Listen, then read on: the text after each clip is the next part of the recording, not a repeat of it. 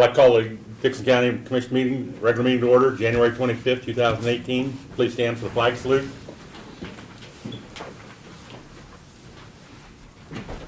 I pledge allegiance to the flag of the United States of America and to the republic for which it stands, one nation, under God, indivisible, with liberty and justice for all.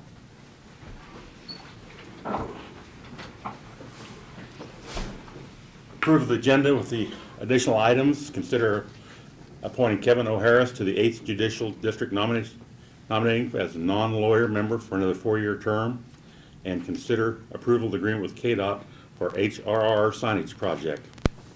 I move we approve the amended agenda. I'll second it. Been moved and seconded. Any discussion? If not, all those in favor say aye. Aye. Opposed? Motion carried. Consent agenda.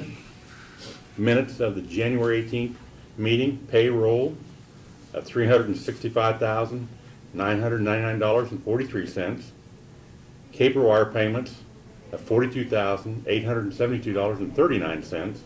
And abatements of $6,663.24. I move that we approve the consent agenda. Second it. Any other discussion? Not all those in favor say aye. Aye. Opposed? Motion carries. Commissioner comments? Laverne? Yeah, well, yesterday afternoon, we were down at the Government Day at Topeka, and like I say, there's 3 legislative people that made comments, and it used to be that there was a time that we could ask questions, but it seems like that kind of got nicked, and there was a couple of prepared questions that got asked, but there was nobody in the audience could ask a question, so that was a change. And like I say,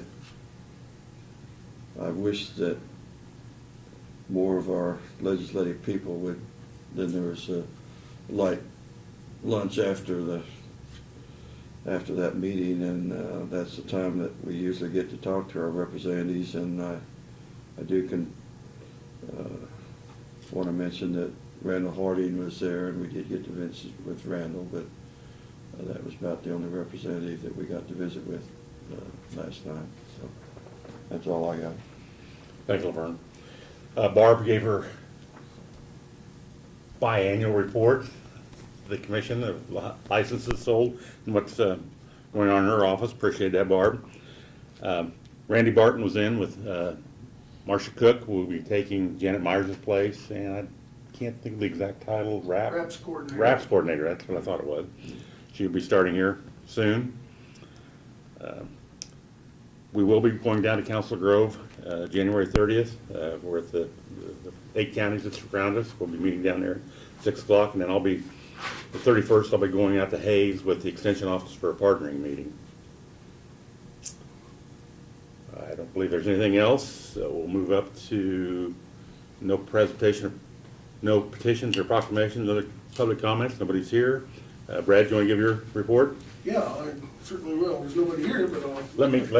I'll better put this on. Commissioner Peterson is absent. He's attending a KAC conference in Wichita, or Topeka today. Sorry, I missed that. Go ahead. Okay, and just a couple of things.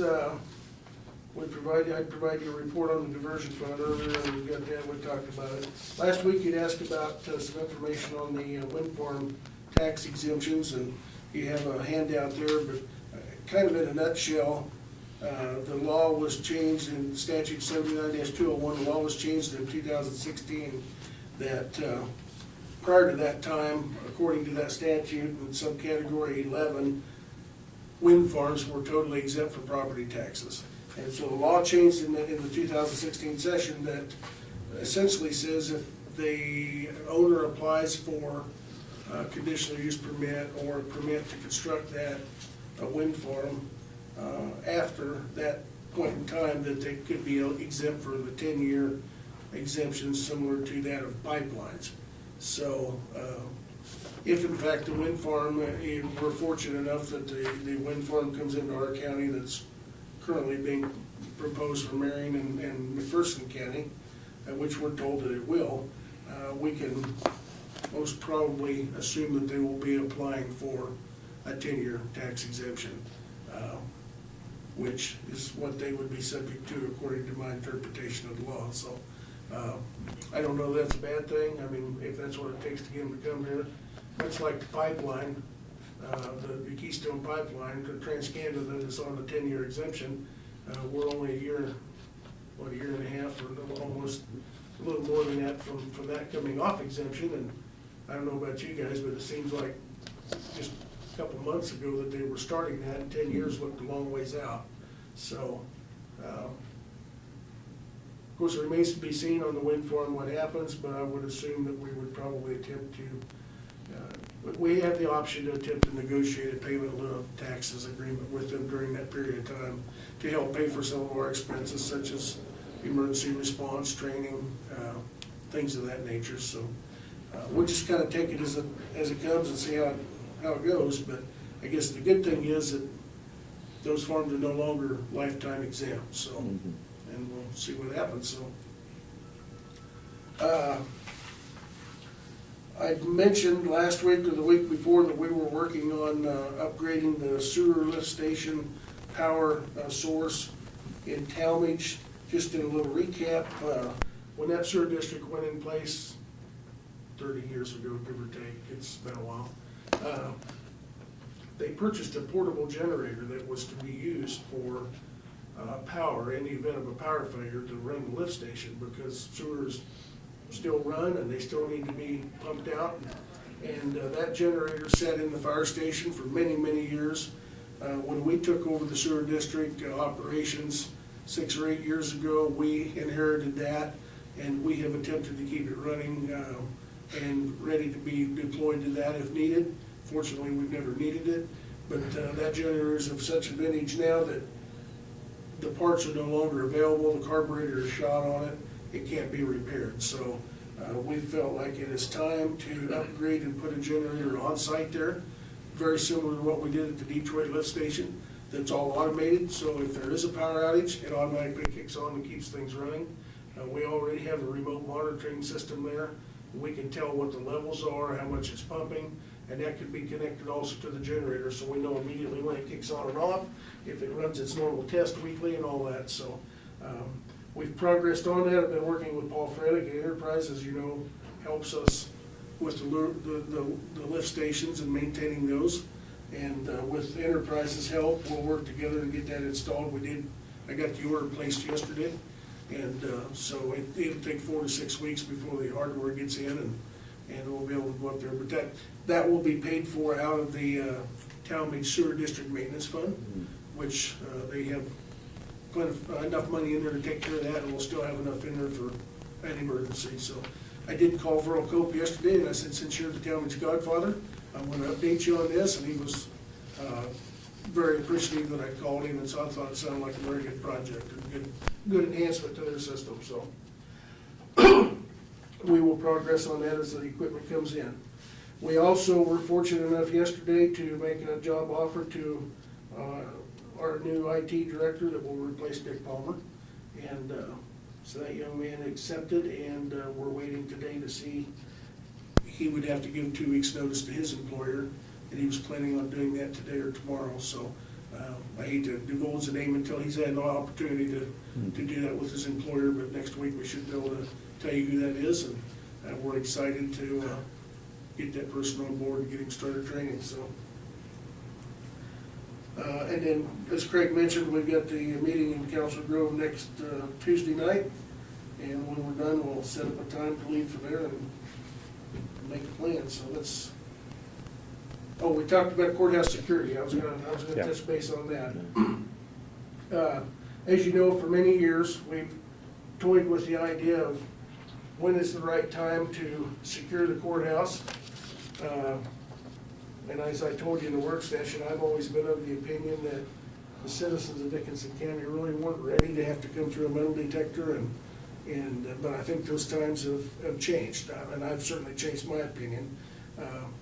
With the changes in the state law that allow concealed carry, and the changes in the state law that allow or force us to not have any control over who comes and goes in the courthouse unless we secure the courthouse, And with a couple of incidents that we've had recently, the most recent one was Monday, where we had a person that had to be removed from the courthouse that caused somewhat of an incident that was fortunately didn't get out of hand, but very quickly could have if things had been just slightly different. That coupled with everything else going on around the state and the nation, I think the time has come that we owe it to the employees here and to the patrons that come to the courthouse to provide them a safe environment. And so with that, I provided you, and we talked about in the workstation, some budget numbers on what it would cost to place 2 armed security guards at the entrance of the courthouse. And essentially it would be similar to going into a concert.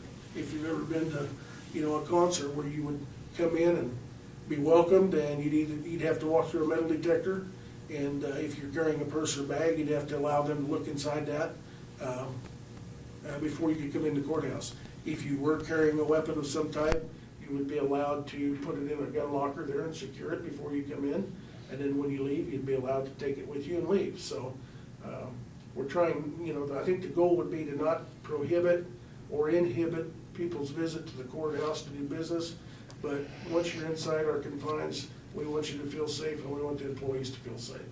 So we've provided you some working numbers on that for consideration next week, and we can wait till Commissioner Peterson is back and go through that again in detail, and hopefully give you some insight to make an educated decision on that. So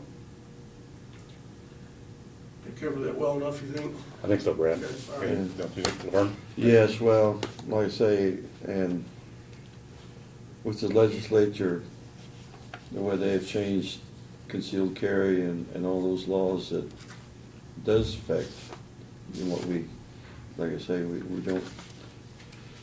don't feel as secure, because, we gotta take the signs down, which maybe didn't make any difference anyway, but it is a change, and I think it might take a little bit of time for the public to get used to it, but once they're used to it, for their own safety, as when they're in the courthouse, we are responsible for it, so. Well, and as we're all aware, we took steps, has it been 3 or 4 years ago? We closed To it. secure the east and west doors, and we funnel all the public traffic in and out of the south main entrance. I haven't really gotten any negative feedback or comments against that. We still allow employees to come and go with certain authorization codes in those entrances, and you can still exit those entrances.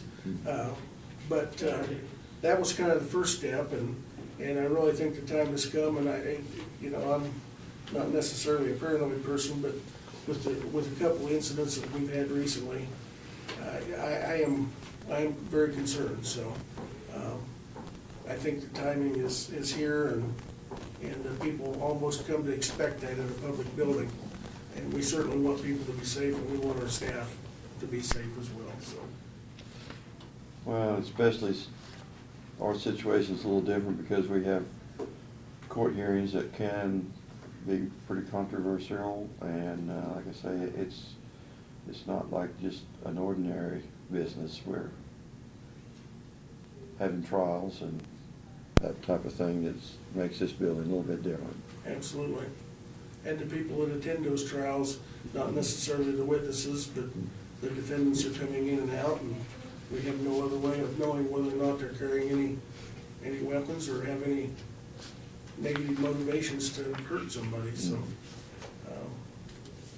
that's where we stand, and next week we'll provide you more details on costs and stuff when Lena's back, and we'll make sure it's on the agenda so that the public's aware. If anybody has any comments, I would encourage them to give them to me or send them to the commissioner's email address or contact you guys. So. Count on you, Kathy, to get the news out there. Yeah. The top priority for your paper, please. Hey, Brad. I had, the only other thing I Okay. would mention, we talked about in the work session, but we did have our first indigent burial claim this week. And as you know, the legislature made some changes several years ago that removed the responsibility for burying people that don't have any funds to pay for the burial that are indigent from the SRS budget to local governments, i.e. the counties. And so we had the first one this year. We had, when that happened, we made agreements with all the mortuaries in the county, that if that happens, that they would process the body and cremate it for a set fee and for a reduced fee to help us out. And in this case, that did kick into play, and we were able to do that. But it is the first one we've had, so up until now, I can say we've never had that, so can't say that anymore. So another one of those expenses that the state used to cover, that they passed on to us, and people wonder why their taxes increase and why we spend so much money. Well, that's one of the things you would never think that the county would pay for, but we've had to. And that's basically for people that have no assets whatsoever. Have no assets, have no next of kin, have no money to pay for it when they pass away. There's nobody else there to pay for those expenses, so. That's all I've got. Doug, let's see here. Anything you got for us? No, I don't think so, other than, Brad, is that the first abandoned body we've had Yes, since we've done that? yes. Okay. No, I don't have anything else. Tax sale February 5, and we're ready to go. All the property still on it, or some have been paid, or do you know yet? No, nothing's taken off here for Okay. a while. Okay. Hopefully there'll be something before the end, but we'll see. You don't have to sign it right now, but mail, notice of commissions, we have I'm not sure, well, this here is not questionable, got a letter from the Dix County Historical Society, thanking us for the pledge of $10,000 for their expansion project. They got the first half of that, so we got that from the Historical Society, part of their budget. And we got a resolution from the City of Enterprise. I don't know that we ever got this before. Resolution of the City of Enterprise fixing a time and place for show cause hearing pursuant, da-da-da. This must be for the authorizing the fixing time and place hearing which the owner, his agent of any occupied structure shall appear and show cause while the structure should not be condemned. Have we ever got anything like that before, Brad, from any of the cities? No, Well, I'll look at it and see what we yeah, can do. So. and we got the county news in the mail too. There was nothing on the computer, so. We have no resolutions, unfinished business, and the additions to the agenda were to consider appointing Kevin O'Harris to the 8th District Nominating Committee as a non-lawyer member for another 4-year term. Kevin has been serving in that capacity for the last 4 years, and I contacted him, and he is more than willing to continue serving in that capacity. And so it would just be, you can continue that. I think it expires in March, but they wanted to know by the middle of February, the state did, so can just reappoint him to that capacity by motion. I so move that we appoint Kevin O'Harris to the 8th District Nominating Commission. I'll second it. Been moved in second. Any other discussion? If not, all those in favor say aye. Aye. Opposed? Motion carried. Consider approval of the agreement with KDOT for HRRI signage project. This is the agreement, as you remember, we had applied a couple of years ago with KDOT to obtain some high-risk rural road funding. And this project is redoing all the signage from Eden Road on 1400 Avenue East to Union Road, actually to Woodbine. And it includes stop signs, chevrons, everything. So this is the agreement that basically says that we will do that. HRRR funding is 100% funding, so there's no matches on this. So it's a very good project. So I would recommend we engage it and move forward. This is the new signage we have to have for the reflectives. Is that this? That will update all the Yeah. reflective, and it'll Okay. update, they actually look and see what else is needed if we're seeing places where additional signs are needed. But yeah, it updates all the reflectivity issues and signs to the current legal size according to the MUTCD manual. And what is, What's the cost to us, Brad, or The you? cost to us is zero. Zero, It's 100% okay. funded from the state. Okay. That's the nice thing about You High don't- Rich Grove Road You grants. don't, you don't get those kind of You don't deals. get them very often, that's why we apply for them every year, so. But that is a real safety issue. Absolutely, yeah, and we have had, I shouldn't say it's no cost, we have contracted with Caw Valley to do the Location. assessment across there, which Yeah. cost us a few Yeah. $1,000s, but it was very minuscule I to be able to make the application, so. I move we approve the agreement with KDOT for the HR signage project. I'll say that. Been moved and second. Any other discussion? Not all those in favor, say aye. Aye. Opposed, motion carried. Anything else to come before the commission? Not, I'd entertain a motion to adjourn. I'll move we adjourn. I'll second it. All in favor, say aye. Aye. Opposed, motion carried. I said aye too. In case you didn't hear that. I didn't say.